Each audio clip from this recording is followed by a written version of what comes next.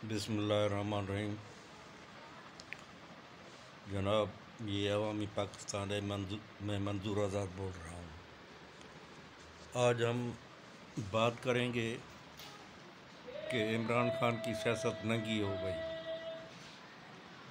Foreign funding case से सारा पता चल गया कि इमरान खान को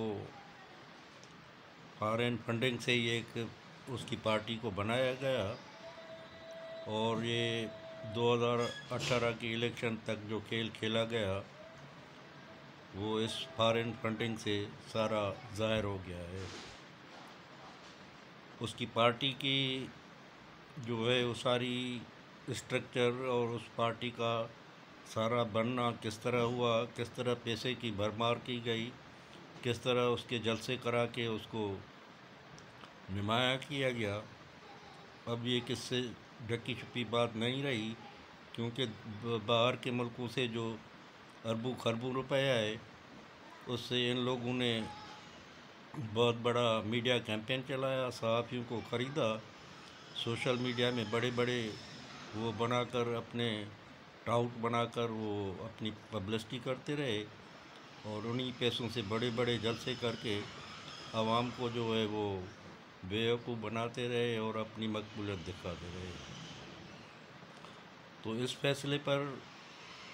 फैसले से इमरान खान पर क्या असर पड़ा है, उसकी सियासी पार्टी पर क्या असर पड़ा है और उसका मुस्तकबिल क्या है, ये आज हम इस वीडियो में थोड़ा डिस्कस करेंगे।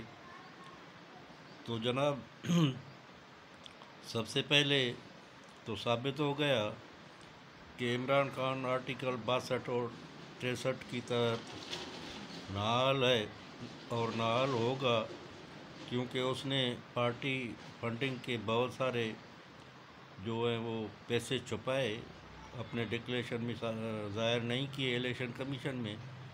इलेक्शन कमीशन का सारा जो फैसला है उससे ज़ाहिर होता है कि इमरान खान एक वो बेईमान आदमी है जिसने ना आवाम को सब कुछ बताया, ना इलेक्शन कमीशन में अपने पूरे गोशवारे दाखिल किए। तो ऐसी बातों से जो आदमी दूसरों को चोर चोर कह रहा था, एक तो ये बात साबित हो गई कि वो खुद बड़ा चोर है और उसने जो ये सब बातें डिक्लेयर नहीं की, छुपाई, उससे भी साबित हो गया कि वो सादिक और अमीन नहीं है और साकिब निसार ने उसको जो सादिक और अमीन करार दिया था, अब वो सादिक और अमीन नहीं रहा। हुकूमत जो है, इत्तेहादी हुकूमत, उनका भी पता नहीं कि कैसे इंतज़ाम चल रहा है, वो कैसे हुकूमत चला रहे हैं। इतना बड़ा केस, इतने बड़े केस का एक क्लियर फैसला आने के बाद भी अगर वो तज़ब्ज़ुब का शिकार हैं तो वो आगे चलकर इमरान खान का किस तरह मुकाबला करेंगे। उनके हाथ में तो बड़ा एक हथियार आ गया है इलेक्शन कमीशन के फैसले का। सबसे पहले तो जो इतनी फॉरेन फंडिंग के इतने अरबों खरबों जमा हुए हैं, जिसमें कुछ तो खुद इमरान खान ने खुद ही डिक्लेयर किए हैं और दूसरे जो हैं वो 13 अकाउंट ऐसे हैं जो इमरान खान ने डिक्लेयर नहीं किए, मगर इलेक्शन कमीशन ने छानबीन करके और स्टेट बैंक से वो लेकर मालूमात लेकर वो ज़ाहिर कर दिए कि ये 13 अकाउंट भी इनके इमरान खान की पार्टी के ही है, जो उन्होंने ज़ाहिर नहीं किए। इस ज़ाहिर न करने पर तो उस पर 62-63 का आर्टिकल जो नवाज शरीफ पर लगा था, उसने तो सिर्फ एक अपने बेटे की कंपनी से तनख्वाह न लेना ज़ाहिर नहीं किया था कि मेरी नौकरी है मगर तनख्वाह मैं नहीं लेता हूँ, तो उस पर मोअज़्ज़ज़ जज साहब ने, साकिब निसार साहब ने उसको डिस्क्वालीफाई उम्र भर के लिए कर दिया था, नाअहल कर दिया था। मगर ये तो बहुत बड़ा केस है, बहुत बड़ा इल्ज़ाम है इमरान खान पर कि उन्होंने 13 कंपनियों के अकाउंट छुपाए और उन 13 कंपनियों में कितने पैसे हैं वो भी इलेक्शन कमीशन ने स्टेट बैंक से हासिल करके मालूमात बता दिए हैं। अब सबसे पहले तो ये होना चाहिए गवर्नमेंट की तरफ से कि गवर्नमेंट इमरान खान को शोकाज दे दे कि भाई तुमने फॉरेन से फंडिंग से जो इतने पैसे जमा किए हैं, जो तुमने खुद शो किए हैं और जो तुमने खुद शो नहीं किए मगर तुम्हारे अकाउंट से निकले हैं, पहले तो इनका जवाब दो कि तुमने ये सब पैसे खर्च कहाँ किए हैं, ये सब पैसे किसने खर्च किए हैं, किसकी जेबों में चले गए हैं, उसका हिसाब किताब दो। ये कानूनी पॉइंट है और उसको शोकाज नोटिस देना चाहिए। शोकाज नोटिस देने से उसका मोरल गिरेगा और वो अवाम में ख्वार और बदनाम होगा। दूसरा, आगे चलकर वही शोकाज नोटिस इनको उसको नाअहल बनाने में बड़ा किरदार अदा करेगा। अब आते हैं आगे पीटीआई की मुस्तकबिल और इमरान खान की सियासत पर। तो इमरान खान की सियासत तो ख़त्म हो गई, अवाम में भी वो ख्वार और नंगा हो गया है और कानून की बहुत सारी पॉइंट्स पर, आइन की बहुत सारी पॉइंट पर वो मुजरिम बन गया है, जिससे वो नाअहल भी हो सकता है, उसको सज़ाएं भी मिल सकती है।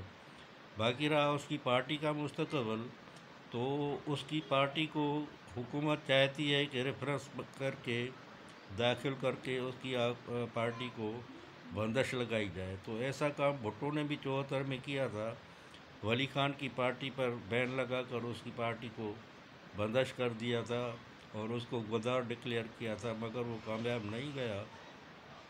नेशनल अवामी पार्टी जो उस वक्त वली खान की पार्टी थी, वो दूसरे नाम से ANP अवामी नेशनल पार्टी के नाम से रजिस्टर हो गई और वही लोग वो पार्टी कहलाते रहे। तो पार्टी किसी को ख़त्म नहीं किया जा सकता, मगर ये है कि इमरान खान की सियासत तो यूँ समझो कि ख़त्म हो गई। अब देखें ये पार्टी किसके हाथ में आती है और ये पार्टी कौन चलाता है। ज़ाहिर है इमरान खान जिस ड्रामेबाजी से और जिस तरीके से और झूठ बोल बोल कर जिस तरीके से आवाम को बेवकूफ़ बनाकर अपनी पार्टी चला रहा था, आवाम को जज्बाती बना रहा था झूठ बोल बोल कर, उसके सारे झूठ ज़ाहिर होते जा रहे हैं। जो दूसरों को चोर चोर कह रहा था वो खुद चोर साबित हो गया। जो दूसरों को इम्पोर्टेड हुकूमत कह रहा था, उसकी तो सारी अपनी पार्टी इम्पोर्टेड ज़ाहिर हो गई और इम्पोर्टेड फंडिंग की पार्टी ज़ाहिर हो गई। तो अब तो इसका मुस्तकबिल कभी भी सुधर नहीं सकेगा और ये जो है आगे चलकर अपनी सियासत नहीं चला सकेगा। तो सवाल ये है कि हुकूमत को कानून और आइन के तहत पॉइंट्स पकड़कर इमरान खान की बात दुरुस्त करनी चाहिए।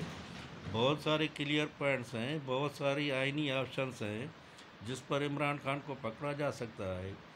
ये हुकूमत शुरू से इमरान के मामले में बहुत ही जो है वो दिखा रही है, ढील दिखा रही है, तो इसका जो है असर इमरान को फ़ायदा हो रहा है और हुकूमत को नुकसान हो रहा है।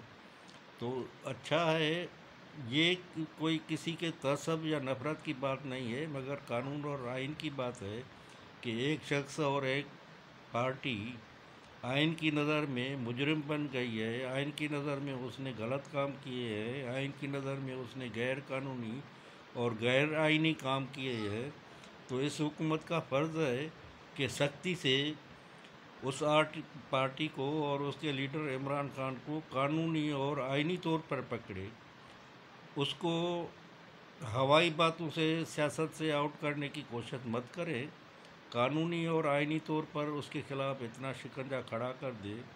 जो पॉइंट्स तुमको इलेक्शन कमीशन से मिली है या दूसरे भी बहुत फैक्ट्स हैं, वो हमेशा अदलिया के ख़िलाफ़ कभी बोलता है, कभी उसको फेवर करता है, कभी फ़ौज के ख़िलाफ़ बोलता है, कभी उसकी फेवर करता है। फ़ौज और अदलिया के ख़िलाफ़ जिसका इमरान खान और उसकी पार्टी के लोगों ने बोला है, किसी ने नहीं बोला। तो ये पॉइंटें भी अदालतों में लेकर उनकी बात परस क्यों नहीं की जाती।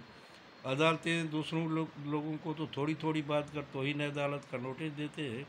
इमरान खान ने तो बहुत बड़ी बातें की है, फ़ौज के ख़िलाफ़ बहुत बड़ा बोला है, उसके ख़िलाफ़ उन पार्टों को क्यों नहीं पकड़ा जाता और उन पार्ट्स को लेकर उसके ख़िलाफ़ केस चलाकर सज़ा क्यों नहीं दी जाती।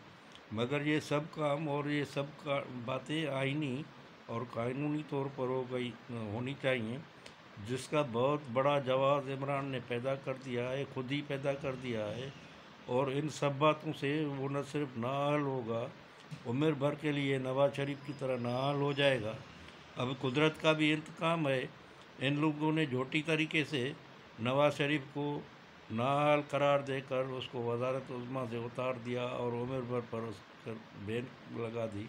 मगर वही बात ये कुदरत का इंतकाम ही समझें कि इमरान खान के आगे आई है, उसको तो गैर ज़रूरी तौर पर नाअहल करार दिया गया, मगर ये बिल्कुल कानूनी और आइनी शिकंजे में आ गया है और ये खुद ही कुदरत के इंतकाम के तौर पर खुद ही नाअहल हो जाएगा उम्र भर के लिए।